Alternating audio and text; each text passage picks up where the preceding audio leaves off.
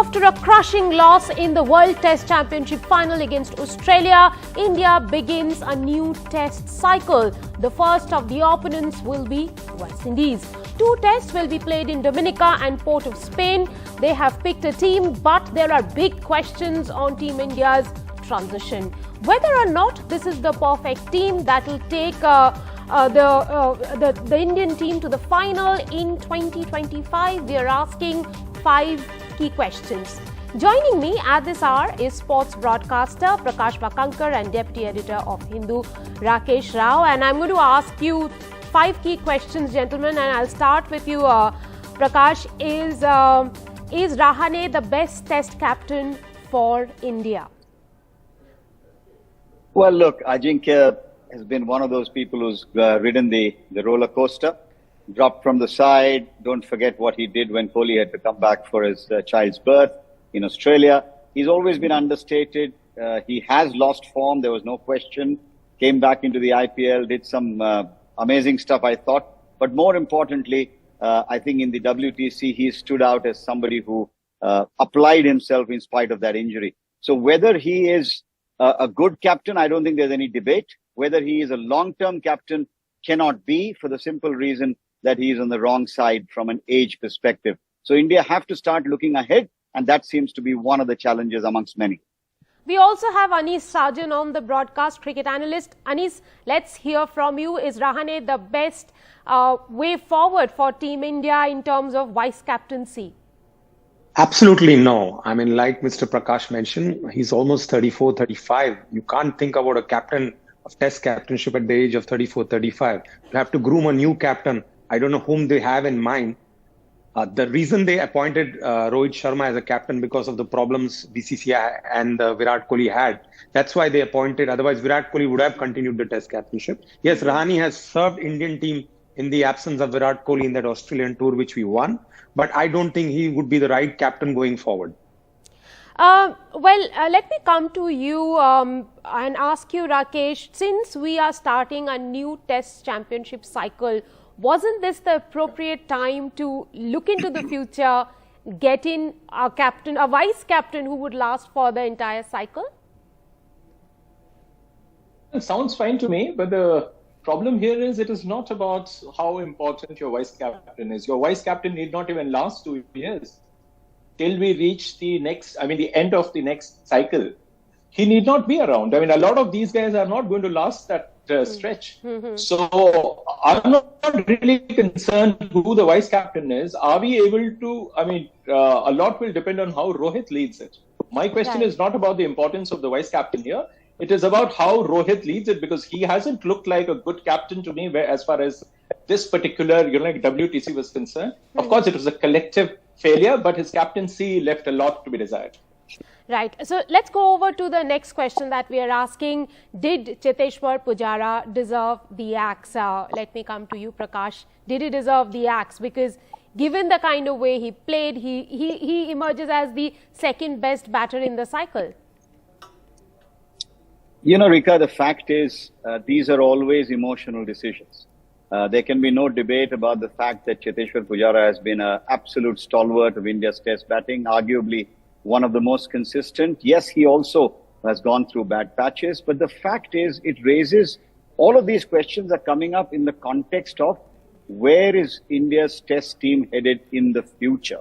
Right. I don't think there's a problem about the 2 tests in the West Indies. That will get taken care of, with or without Cheteshwar. The question is there a master plan? Is there a way of grooming and developing players who can fill and manage the transition? Look at the way the transitions have happened in other countries. Our own situation when the Fab 4 or Fab 6 retired, how did we build that out? I think that's really the question. Cheteshwar being left out, it was a question in my mind of whether it happens this series or a series later. It was bound to happen. All great things have to come to an end at some point. And I salute Cheteshwar, but maybe it's time. And funny things have happened in Indian cricket. Ajinkya Rahane was forgotten for almost 2 years, and then he comes back. He makes a resounding comeback, and now he's back as the test captain. For Cheteshwar Pujara fans, do you think that could also happen? Because it's Indian cricket. Why not? Why not? But mind you, Ajinkya Rahane came into the limelight after he scored some runs in the IPL. Yes, he did score 100 in one of the Ranji matches prior to that.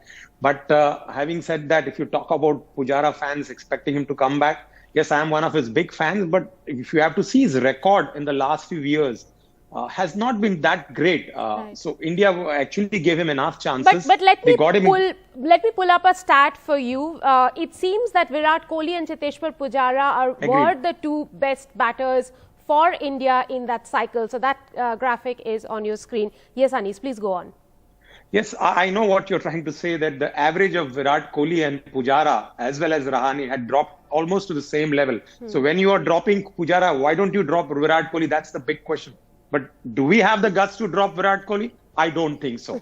And that's the answer I want to say. If you are dropping Pujara, if you're making him the scapegoat, you'd rather make the others also the same, make them walk the same talk and come back scoring some runs in domestic. This poor chap has been going to England, has been playing the Ranji Trophy seriously, but doesn't get the same accommodation as the other players.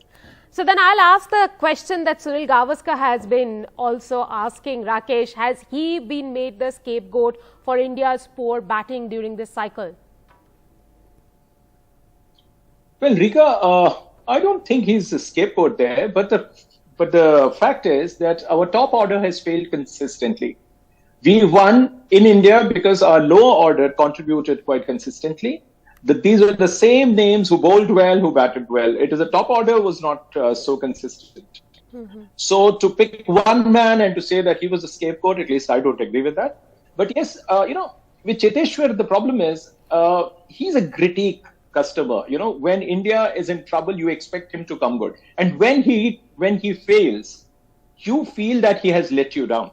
And again, to speak for him, he plays only in one format. Now, for him, the trouble is that he doesn't have another vehicle, like the IPL to catch the eye. He's not even seen. True. As long as you are seen, people remember you. But here, the trouble is you are not seen in colored clothings at all. You only play only one format where you are expected to do well every single time. And you are the one who is supposed to be the wall of the team. When everybody else falls, you are expected to stay put, and so on and so forth. But he's entitled to his share of failures, and that is what hits him harder than most others. Prakash, who's the new number 3 for India? Do you expect Shubman Gill to come down? Do you expect Yashasvi Jaiswal to get in and fill up the big boots of Cheteshwar Pujara? I think you're on mute, Prakash.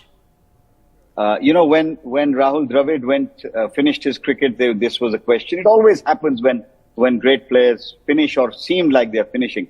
To my mind, whether it is Shubman who's asked to go down the order, whether it is Yashasvi, whether Ruturaj gets a spot in the playing 11 or not, as long as we are moving forward with two things. One, pick your horses to back and then back them for a period of time.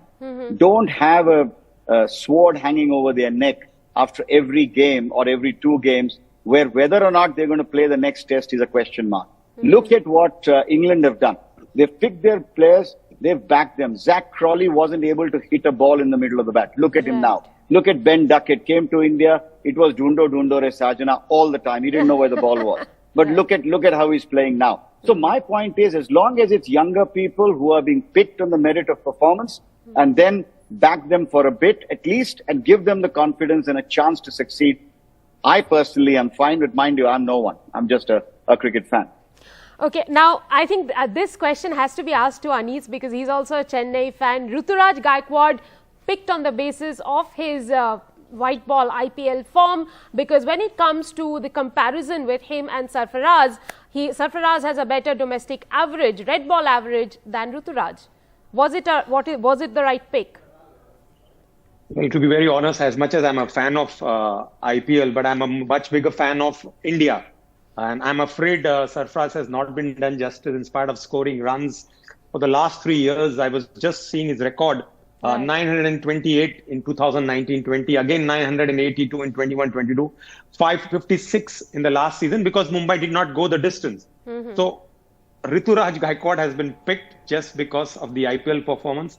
Doesn't do justice to Sarfaraz, and I'm afraid that's not sending out the right signals. Who are putting in the hard yards in the Ranji Trophy, scoring heaps of runs year after year, and then telling him that you are not there because of your fitness. And what I heard, that he's not being disciplined enough. Now, we wouldn't know what's going behind the scenes, but I think your batting does the talking. That's what is good enough. And thus justice has not been done to Sarfaraz. Well, we've just have enough time for one last question. Rakesh, does India have the best pace pack now with Mohammad Shami being rested? Umesh Yadav seems he's injured. They have brought in Jaydev Unadkat and not the likes of Umran Malik.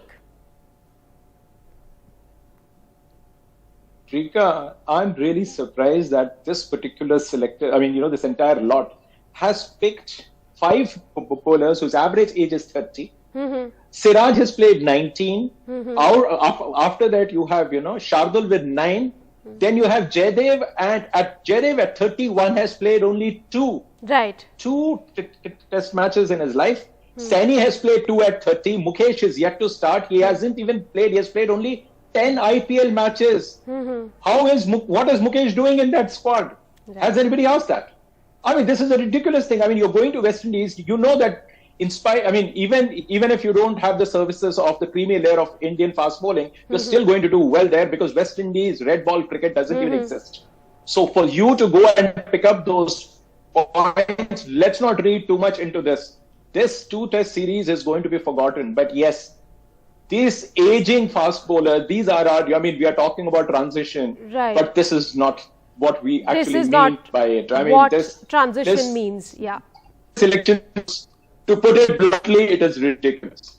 Right. Well, thank you very much, gentlemen, for joining me on the show and sharing your thoughts about those 5 big questions which we posed about Indian team selection as they start out a new World Test Championship cycle.